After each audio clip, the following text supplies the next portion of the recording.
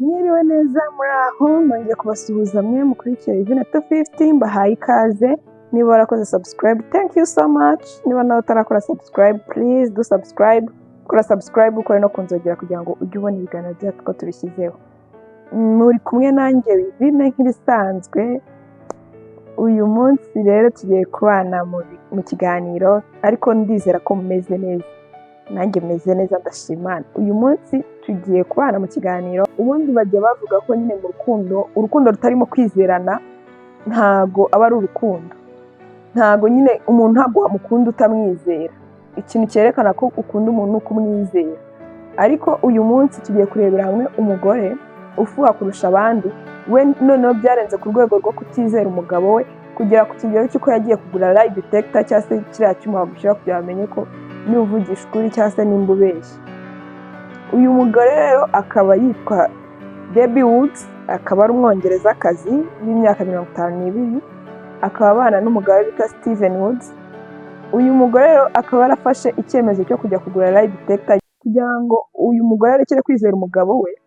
Bigeze gusa n'abatandukanaho, batameranye neza nyine mu rukundo. Murabizi urukundo ni ups and down, hari igihe uyu munsi muba mukundanye ejo mukaba mwashwanye bitewe n'impamvu zitandukanye. Rero bigeze gushwanaho, baba batari kuvugana neza, batari kumwe. Uyu mugabo aza kuza gukundana n'undi mugore, baba bameranye neza. Uyu mugore rero nyuma y'uko bongeye gusubirana, biyunze basabanye imbabazi, bakabona ko nyine ikintu cya mbere ari urukundo, bumva ko bagiye kongera gusubirana bagakomeza urukundo rwabo nk'ibisanzwe. Uyu mugore nibwo yaje kumenya ko uyu mugabo we ari ahantu yigeze, igihe bari baratandukanye, hari umugore bigeze kukanyuzaho, bigeze kuba bari kumwe. Umugore bihita bimubaza cyane, avuga ati wabona n'undi ukinca inyuma wenda kuri uwo mugore cyangwa se no ku bandi. Nyine ukajya ubona ko umugore biguma bimuhangayikisha. Umugabo rero bivugwa ko ari we wamuhaye igitekerezo cyo kugura lie detector. Ko umugabo yahoraga abona umugore amuhoza ku nkeke, amushinja kumuca inyuma, amushinja ibiki. Uyu mugabo ajya arambwira ati rero uzagenda ugure lie detector niba wumva ko mba nkubeshya. Umugore aragenda nyine yagura lie detector, ku buryo ubu ngubu ni ibintu umugabo yamenyereye. Umugabo buri joro iyo atashye avuye mu kazi, umugore amushyira kuri lie detector, akamubaza ibibazo bitandukanye yumva yifuza kumumenyaho, cyangwa se yumva yifuza kumenya mu byaranze umunsi we.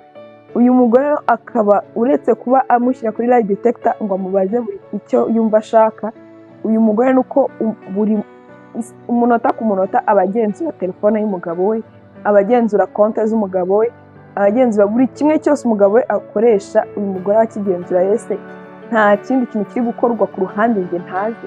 Nta bintu bidasanzwe biri kubera kuri bank account z'umugabo wanjye ntazi. Nta mafaranga ari kuva ajya hano ntazi. Ese telefone ye nta message yoherezanya n'abandi bantu ntazi. Nta call agirana na nyine. Urumva umugabo we ni telefone ye bahora bagenzura umunota ku munota. Gusa umugabo we avuga ko ibingibi we arabyishimira kuko bituma babana neza, bamerana neza, bavugana neza, nta mwiryane ujya hagati yabo. Ntabwo umugabo bimubangamira. Ntabwo rero uyu mugabo bimubangamira cyane ko ari nawe wahaye umugore iki gitekerezo cyo kugura iyo lie detector. Uyu mugore rero bigeze kumubaza impamvu afuha bigezaho, bamase niye mpamvu yatumye ufuha bidasanzwe bigeza ahangaha bingana gutya.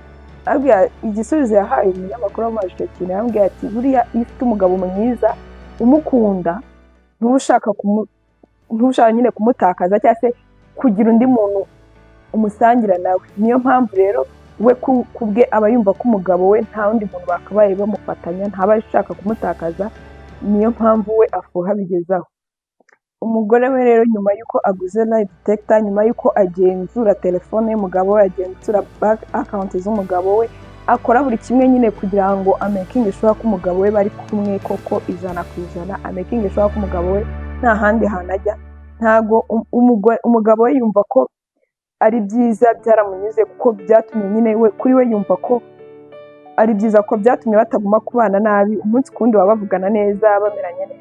Ariko umugore we ntago byigeze bigarukiraho. Umugore we ntago yigeze atuza, kuko kugeza ubu ngubu uyu mugore yabujije umugabo we kureba ibiganiro bimwe na bimwe kuri televiziyo, cyane cyane ibikorwa n'abagore. Nyine ibiganiro bikorwa n'abagore, ibiganiro birimo abagore, ikintu cyose gifite ahantu gihurira n'abagore ntabwo umugabo yemerewe kukireba, yaba ikiganiro yaba, ntekereza ko uretse kuba yaramuje kureba ibiganiro, ntekereza ko n'indirimbo haratemerewe kugira ko akenshi tuzi ko indirimbo nyinshi abahanzi benshi baba barashyizemo abakobwa, barashyizemo abagore.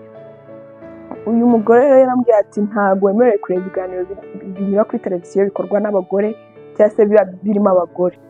Bikaba bivugwa ko ashobora kuba arwaye indwara yitwa Otero syndrome. Iyi ikaba ari indwara itera umuntu gufuha cyane cyangwa se kugira ishyari ryinshi, gufuha kuri rwa rwego rukabije birenze uko dusanzwe tuzi, kuko buriya nanone gufuhira umuntu ukunda ni ibintu bisanzwe. Umuntu iyo umukunda uramufuhira, buriya umuntu wese ugukunda nawe aragufuhira, ntabwo umuntu yagufuhira atagukunda. Buriya ikimenyetso cy'uko umuntu agukunda ni uko aba agufuhira, ariko uyu mugore byararenze kugera ku kigero cy'uko abona ko harimo n'uburwayi. Gusa nyine uyu mugabo nk'uko nakomeje kubivuga ruguru, nubwo benshi babona ko umugore arwaye cyangwa se ari uburwayi, Steven we nta kintu bimutwaye, kuko abona nyine byamuhaye umutuzo mu rugo rwe, byatumye urugo rwe rubaho rutekanye, niyo mpamvu nta na kimwe kimubangamiraho.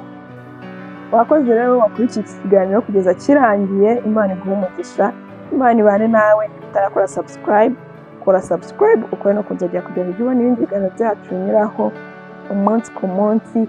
Kandi mwarakoze, abantu mwakoze subscribe, thank you so much. Bye, nawe utaha.